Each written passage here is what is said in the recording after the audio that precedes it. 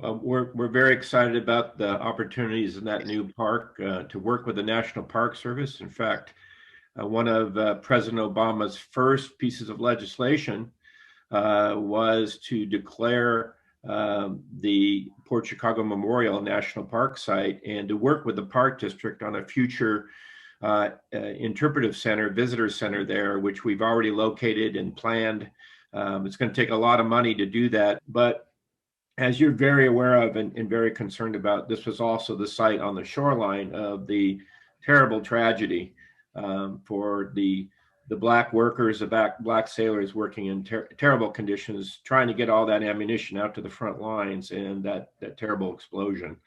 And so the opportunity to both have the Park District do what it does, which is recreation and parks, and the greatest, I think you've heard this many times, the greatest storyteller in the nation is the National Park Service. Mm-hmm. And I think that's just a great opportunity. We hope that Congress and citizens will support getting that visitor center that can tell the stories for national parks and regional parks and nature and our indigenous people.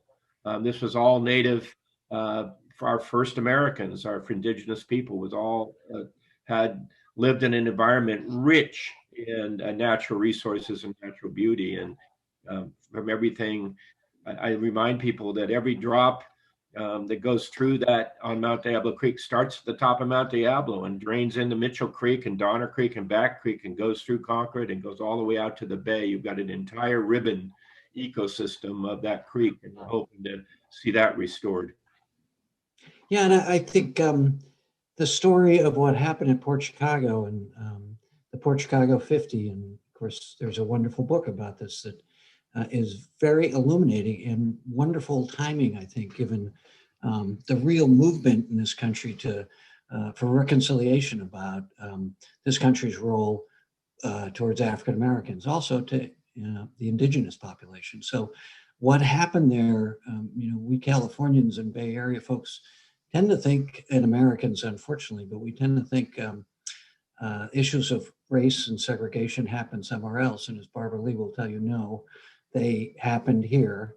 They continue to happen here, in my view, in terms of prejudice and bias. And this is a wonderful opportunity, I think, for the Bay Area to tell an amazing American story, both its tragedy and its failure, but also, the liberating, forceful individuals who decided that this wasn't good enough, that we had to reconcile our weaknesses and our prejudice in this case with what we hope for in the future and where we live today. So as you know, Thurgood Marshall, as a young man, actually came out to defend the Port Chicago 50 and had a wonderful line that I love. He said in the court the trial was at Treasure Island.